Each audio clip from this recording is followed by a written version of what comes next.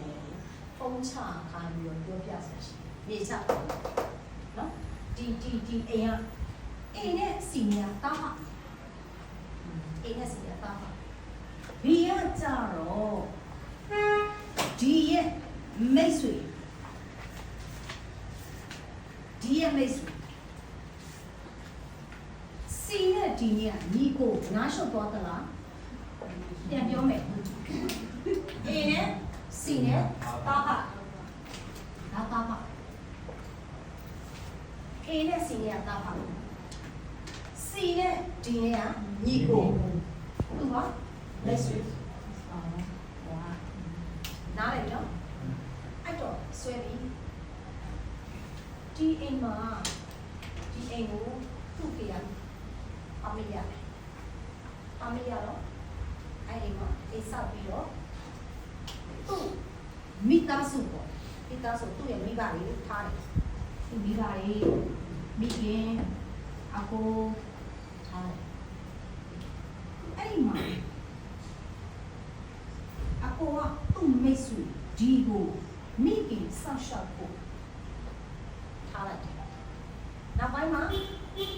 မိခင်တည်သွားတယ်အကိုဖုန်းကြီးဝယ်တယ်အဲ့တော့မိခင်တည်သွားတဲ့အခါမှာစီကိုပြောတယ်ပထမသူ့ထားတာသူ့နေထားတာလေမိခင်နဲ့အကိုထားတာဒီအိမ်မှာမိခင်နဲ့အကိုထားတာအကိုကနေပြီးတော့ဒီကိုပေါ်ပြီးတော့မိခင်ပြုစုစောင့်ရှောက်ဖို့ဆိုမျိုးသမီးတရားပေါ်ထားလိုက်တာမိခင်တည်ရောအကိုကနေပြီးတော့စီကိုဒီကိုနေဆက်ထားမလားဆိုတော့ဟိုကလည်းထားနေဖွင့်ပြလိုက်ထားနေဆိုတော့ဖွင့်ပြလိုက်အကိုလည်းတည်သွားတယ်အကိုလည်းတည်သွားတယ်အဲ့ကြောင့်ပါနေပြီးတော့သူ့ကိုနေတဲ့သူနေဟဲ့အိမ်ထားတာပါနေလို့ရတယ်ခုနလိုရတယ်နော်ကမွေးစက်ခံမိုင်းပေါ်ရနော်နေလို့ရဟုတ်ပြီအဲ့ဒီမှာဒါ procedure ပေါ့ခုနကသူကနေပြီးတော့အမေရတယ်သူ့ရဲ့မိသားစုတွေထားတယ်ဒီကကြတော့သူ့မိခင်ကိုပြုစုစောင့်ရှောက်ဖို့အကိုကခေါ်တယ်မအေးသေးသွားတယ်အဲ့ဒီအချိန်မှာဒီစီကိုဆက်ထားမလို့ဝေးတယ်ဟိုကလည်းနေချင်းတယ်လို့တောင်းဆိုတယ်အဲ့ဒါကြောင့်မလို့ဒီကိုထားလိုက်တယ်နော်နောက်ပိုင်းမှာအကိုကလည်းဖုန်းကြီးဝတ်သွားတယ်အဲ့တော့ဒီဟာကိုသူကဒီကနေလို့ရောင်းလို့လုပ်နေတဲ့အတွက်သူကနေပြီးတော့နေခွင့်ကိုထည့်ပေးပါဆိုလို့ notice ပို့တယ်မရတဲ့ဆုံးတရားဆွဲတယ်ဒါသူရဲ့ဆိုလို့ကိုကဘာချေပါလဲဆိုသူ့လို့စီထားတာမဟုတ်ဘူးသူကဒီနဲ့ဒီကခုနကဒီနဲ့စီနဲ့ဒီနဲ့ဟောဒီခုနပြရဒီနဲ့လက်မရလာပြီးလေယောက်ျားပိုက်ဆိုင်ဖို့အတွက်ပိုက်ဆိုင်မှုရှိဘူးလေတာပေါ့လက်မရဘူးနော်ဆိုတော့အဲ့လိုထုချီတယ်အဲ့မှာအစင်ရမယ်လေဆိုတော့ဒီအဆိုလွာကြီးကိုပတ်လက်ခိုင်းတာအေးရတယ်အဆိုလွာကိုပတ်လက်ခိုင်းတာအဲ့ဒီအချက်ပါမယ်အေးရလားမစီရအေးရစီနေရရအေးရတာစီနေမယ်လေရအေးချက်ပါမယ်ကစီဖေးနေမယ်လေရနားလေလားအေးရတာစီနေမယ်လေရဟုတ်တယ်အဲ့ဒီမှာသူကဒီဆိုလွာကြီးကိုပတ်လက်ခိုင်းပြီးတော့ကျွန်မစီတာနော်ဒါသူများ frame ချလာတယ်နောက်တစ်ခုအဲ့ထဲမှာစာချုပ်နှစ်ဆောင်ပါတယ်ထိုင်တော့910လား2023 9ရက်စက်ကလာ2024စာချုပ်နှစ်ဆောင်အဲ့ဒီ9ရက်10လကကျတော့ဘယ်သူနဲ့ဘယ်သူချုပ်တာလဲဆိုတော့စီနဲ့နော်တရလို့ရဖက်အေနဲ့ဒီနဲ့ဒီစီရနေပြီးတော့ဒီကိုရောင်းလိုက်သူ့ကိုရောင်းလိုက်တာနော်သူ့ကိုရောင်းလိုက်တဲ့စာချုပ်တစ်စောင်ပါပါတယ်နောက်ကကျတော့အကိုကနေပြီးတော့ညီကိုပြန်ရောင်းလိုက်တယ်ဒါဒီစာချုပ် နားလည်တယ်နော်ဒီအဆိုလွာထဲမှာညီရနေပြီးတော့အကိုရောင်းလိုက်တဲ့စာချုပ်တစ်စာပါတယ်အကိုကနေညီကိုရောင်းလိုက်တဲ့စာချုပ်တစ်စာဆိုလွာကိုပတ်လက်ခင်အဲ့ချိန်မှာကျောင်းစီရတယ်နော်ရောက်လာတဲ့အခါမှာသူကဟိုနေမြေတော့မြို့နေတော့မပြောလိုက်ဘူးနော်ခရိုင်ရုံးအဲ့ဒီမှာအဲ့ဒီခရိုင်ရုံးတက်ခွင့်ပြည့်စင်သူကဒီမှုကိုသူအယူခံတက်လိုက်အယူခံတက်တော့လေအခြားရှိနေတဲ့တက်ဘယ်အစ်စ်လဲဆိုတော့အမိတ်ချမဲ့အဆင့်ကျွန်မစီရောက်လာတယ်ဒီမှုကလည်းသူ့ချက်ချတာအမိတ်ချမဲ့အဆင့်ရောက်တယ်ရှောက်လက်ချက်တင်ပြီးသွားပြီသူ့ရဲ့အယူခံရှောက်တာရှောက်လက်ချက်တင်ပြီးသွားပြီအမိတ်ချတော့မယ်ဆိုမှရောက်လာဘာဖြစ်လို့လဲဆိုတော့ဟိုကဘိုးတဲ့သူ့ရဲ့ဆီယာမတရားရုံးပေးရမှာတဲ့အဲ့ဒါထပ်တောင်းလို့တဲ့ဆိုတော့ဒီမှုတွေကအတိုင်တော်ထူတယ်မယုံဘူးပေါ့နောက်ပြောလဲဒီမှုဆောင်ရတဲ့အချိန်မှာနီးမျိုးစုံတောင်းတယ်ဟောထားတော့ပုံမှုတွေမနေဖြူစင်တယ်လို့မထင်နဲ့ကြော်ဝင်းနေလဲကြည့်နော်မှုဆောင်ရတဲ့အခါအဲ့ဒီလိုဖြစ်လို့ဆိုတော့အများအခုကအမိတ်ချပြီးပြီဆရာမဝင်ပေးပါငါအမိတ်သွားနာထောင်မှာလားလို့မလို့တော့ဘူးလေမဟုတ်ဘူးသူ့ရဲ့ရှောက်လဲချက်ကိုကျွန်တော်လုံးဝမကြိုက်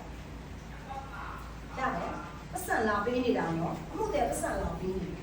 ဒါပေမဲ့သူရေးတဲ့ရှောက်လဲချက်ကြီးကဘာကြီးလဲမသိဘူးဒါပေမဲ့ပြစမ်းမအောင်ဘာကိုတက်တာလဲယူကြည့်လိုက်တော့အားတာနေโอเคရှုံးတယ်မှုဆိုလဲကိုလည်းမလိုက်တော့ဘူးလေဒီမှာရှောက်လဲချက်လေးကျင်ပြီးတော့ရှုံးခံမှာလေလိုက်တော့ကောင်းတယ်ရတယ်အဲ့ဆိုလို့ရှိရင်တရားရုံးကိုသွားမိပြီပါဝါတင်မယ်ရှောက်လဲချက်အစ်စ်တင်ခွင့်ရှိမလားရှောက်လဲချက်အစ်စ်တင်ခွင့်မရှိဘဲနဲ့တော့ကိုမလိုက်ဘူးညာရှောက်လဲချက်နဲ့တော့ကိုအမိန့်ချမခံနိုင်ဘူးရတယ်ပါဝါအစ်စ်တင်ရှောက်လဲချက်အစ်စ်တင်ခွင့်ပေးမယ်โอเคလိုက်ပါလိုက်နောက်ဆုံးတစ်ဆင့်နဲ့ကျန်ပါရှောက်လဲချက်ကလေးကအားတတ်တာနေလိုက်သူကဘာလုပ်ထားလဲဆိုတော့အဲ့ဒီမှာမြေချပါမက်ကလည်းပြောင်းနေတယ်မြေချပါမက်ငွေကလည်းပြောင်းနေတယ်မိတ်တူတော့တက်ထားမြေချပါမက်ငွေပြောင်းအဲ့ဒီမှာတစ်ဖက်ကမေးတယ်မိတ်ကနေသုံးပါတယ်ဒီစကားမိတ်ကနေသုံးဒီမရှုမပြောင်းနိုင်တဲ့ပစ္စည်းနဲ့ပတ်သက်ပြီးတော့ဟိုတိတာထင်ရှားစေတယ်မြေပုံဟုတ်လားမိတ်ကနေသုံးတင်ပြပေးပါမိကိုနေသုံးရဒီမှာမြေချပါမစ်လဲပျောက်နေတယ်လို့ပြောတယ်ဟာမြေပုံလဲတော့မြေပုံပေါ့တော့မြေပုံပေါ့မြေပုံတင်ပြပေးပါ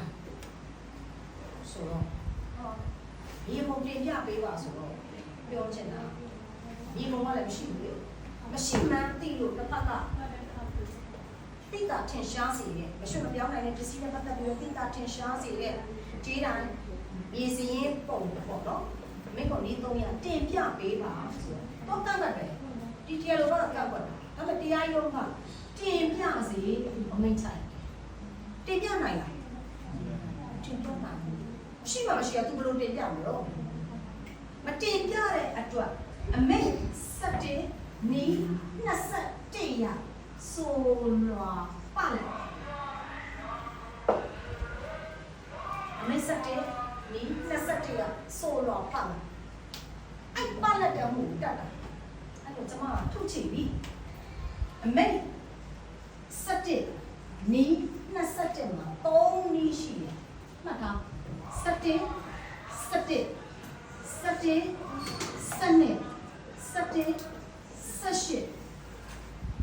ဒီ3စင်ကြမှာဆိုလွာပတ်လို့ရတယ်17ကပါလဲပြည့်စုံအောင်လို့ဆက်တယ်ဟိုပါလေမေးဖို့မေးတယ်အပြည့်စုံထပ်ဖြည့်ပေးပါလို့ရှောက်တယ်17ရထပ်ဖြည့်ပေးပါလို့ရှောက်တဲ့အခါမှာတရားရုံးကလည်းဖြည့်စေလို့ပြောတယ်17ရရှောက်ရတယ်နော်မပြည့်စုံရင်17ရရှောက်တာကိုတစ်ဖက်ကကန့်ကွက်မယ်ကန့် ဝိုင်တရားရုံးကအမိန့်ချပြီးဖြည့်စရာမလိုတော့ပြည့်စုံပြီပြန်ဖြည့်တရားရုံးကပြန်ဖြည့်လို့ပြောပါပြန်နဲ့မဖြည့်ရင်ဟာကောင်းတယ်စက်တင်ဆိုလာလို့ပတ်လက်ကိုရှောက်လို့ရတယ်နော်ပြောချင်တယ်ခုနကလို့စက်တင်စာရနေတီရှူကိုတောင်းလာတယ်ပေးလာပြလာလို့ညွှန်ကြားပါပြန်တယ်မလုပ်နဲ့ဆိုတော့ပတ်လက်လို့ရတယ်အခုကဘာနဲ့သွားတာလဲဘာနဲ့သွားတာလဲ ဘုရားစင်တာကွန်တော်နော် ရမလားရမယ်ခေါ်တော့ပြပါလို့ပြောတာကိုမပြဘူးစက်တက်ရပါလာလိုက်မရဘူးစက်တက်မှာစက်တက်မဆောင်ရွက်မှ21ရပါလာလို့ရအခုကအမိန့်ခွန်နီးတော့မပြနိုင်ဘူးဆိုလို့ရှိရင်အစိုးလွာကိုပြင်စေလို့ညွှန်ကြားလို့ရတယ်တရားရုံးကလေဆိုတော့ပြင်ဖို့ညွှန်ကြားလို့ရတယ်ဆိုတော့ဒီပတ်လက်လို့မရဘူးအဲ့နဲ့ကျမလုပ်လိုက်တာနိုင်သွားတယ်တရားရုံးအမိန့်ပါချလိုက်လေဆိုတော့ဟာလေဆိုပါပေါ့စီစစ်ပြီးတော့ပေါ့နော်ဟိုပါလေအမှုနံပါတ်နဲ့ပေါ့နော်ဆက်လက်ဆောင်ရွက်ရန်ဆိုတော့ဆက်စရအဲ့ဒီမှာသူကဟိုပါလေမင်းကလည်းဖြည့်ပြီးသွားပြီနော်အဲ့ပြန်သက်ကခြေလွှာတင်တဲ့ဟိုကကလည်းပြောတယ်သူအမျိုးသားဟာပေါ့ဆိုတော့တင်အဲ့ဒီမှာနောက်တစ်ခုပြောအဲ့ဒီမှာဟိုစားပေါ့နော်ပါမစ်ကတွေ့ပြန်တွေ့ပါမစ်ကပြန်တွေ့တော့ကျမဟိုစားမှာ31မှာခဲ့တယ်31မှာခဲ့တယ်ထက်ပြီးတော့ပြန်လို့စစ်တဲ့အခါမှာအမေငါ9ရက်10လ2013နေတယ်9ရက်17လ2004ဒီစာချုပ်က5ချက်တန်တစ်စိတ်ပါဒီစာချုပ်က5ချက်တန်တစ်စိတ်ပါဖြစ်ဒီစာချုပ်က300ရန်တစ်စိတ်ကောင်းဖြစ်နော်300ရန်တစ်စိတ်ကောင်းဖြစ်အဲ့တော့ကျမကရင်တော့ဒီလာကိုဟိုပါလေတကောင်စင်းလုံမယ်ဆိုလို့ခဏကလို့တကောင်စင်းလုံမယ်ဆိုအယောင်စာချုပ်ပေးလိုက်တယ်အခုပြီးတော့မှသွားနေပြီးတော့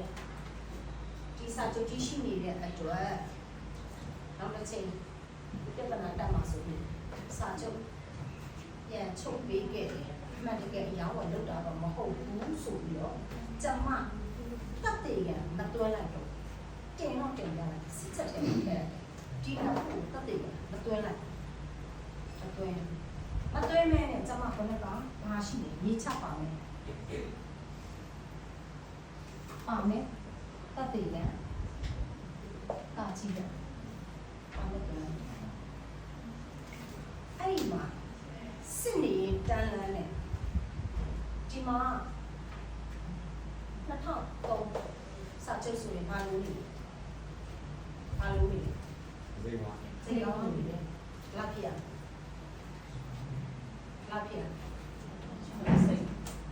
အနည်းဆုံး6ချက်ပဲရှိလို့ဆိုပြီးပါလေအဲ့ဒါကြည့်တော့နိုင်ပုံဗီဒီယို6ချက်အနည်းဆုံးပြဒီစာချုပ်ကော6ချက်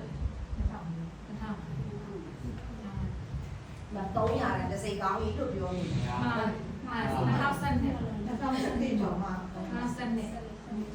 စနစ်ကျော်မှာကိုဘာဖြစ်2004ဆိုတော့စာချုပ်ကြီးရတယ်ခေါင်းမတူဘူးပထုတ်သေးရတဲ့စာချုပ်နဲ့လွတ်ထားတာအဲ့လိုမျိုးဆိုတော့သူကဘာချက်ရှက်လဲဆိုတော့ဟိုဗာလဲဒီဟာကိုစုံစမ်းစစ်ဆေးပေးပါဆိုပြီးတော့ရှက်ပြီးတော့ ဘာလုပ်လိုက်လဲဆိုတော့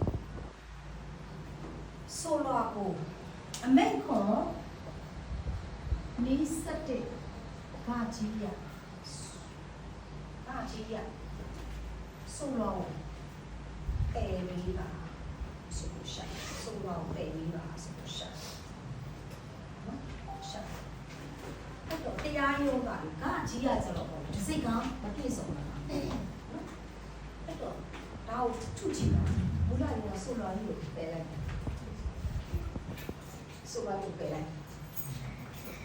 တရားလို့ရဆိုလာကိုပယ်လိုက်ပယ်ရောတိုင်းတက်တော့လေပယ်ဘာရပယ်တာလဲအမိန့်ခေါ်နီးစက်တဲ့ကကြီးရတရားဆွဲဆိုရအကြောင်းမပေါ်ပါဘူးတရားဆွဲဆိုရအကြောင်းမပေါ်ပါဘူးဆိုပြီးပယ်ဒါပေမဲ့အဲ့ဒီမှာတတိယဘာဝင်ထားလဲ ပေါ့ဒီကပါ ဒီချက်ပါမျိုးဝင်ထားဒီချက်ပါမျိုးဝင်ထားနော်သူကအမိန့်ပေါ်နီးစက်တဲ့ကကြီးပို့နော်တရားဆွဲဆိုရအကြောင်းမပေါ်ဘူးအမိန့်ပေါ်နီးတဲ့ငါရဆိုလွန်မှာတရားဆွဲဆိုရအကြောင်းမပေါ်ပါဘူးလို့ဆိုပြီးတော့ပယ်လိုက်တယ်အဲ့ဒီမှာဒီပါမစ်ကြီးကအဖေနဲ့နေပါမစ်ကြီးအဖေနဲ့အဲ့တော့ဒီအဆိုလွန်ကိုပယ်လိုက်ရင်ဆွဲလို့ရသေးတယ်နော်ဆွဲလို့ရတယ်နော်ဖေတေရောတော့သူ့ပဲကြံအမွေဆွဲလိုက်ဘာလဲဆွဲကောင်းစဉ်းစားပါဟုတ်ပါအမွေဆွဲရတိတ်ကောင်းရှုပ်တာအမွေဆွဲလို့မရသိလားမြေချပါမစ်ဆိုတာလေနိုင်ငံတော်ကလေနေထိုင်ခွင့်ပေးတာခရမ်းနေလို့မဟုတ်ဘူးအမွေစက္ခံဝဲအနေနဲ့ပေးတာပြောချင်တာအမွေမှုဆွဲလို့မရပါမစ်ကိုအမွေမှုဆွဲလို့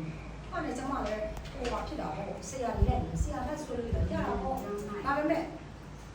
ကွန်ကိုလိုက်ပြီးတော့စာရှာဖလိုက်တော့ဆွဲခွင့်မရှိဘူးနော်ဆွဲခွင့်မရှိရှာပြီးခဏလေး